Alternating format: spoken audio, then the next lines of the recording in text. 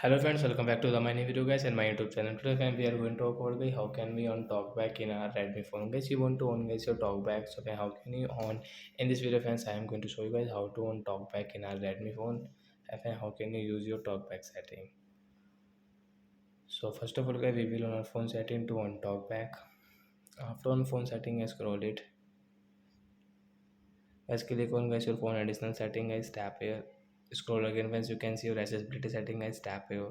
Guys, you can see your talkback and get accessibility settings. So once you want to on talkback, so let's tap on talkback setting. Once you can see this accessibility when talkback is on, let's tap here to OK option, tap here. Once your talkback will on in your, so how can you use, so you can see this one button will not work, so I tap here and double tap to continue with, tap here and double tap to continue with. And guys, you want to use your talkback setting, you can use with your two finger guys, one finger guys you cannot use.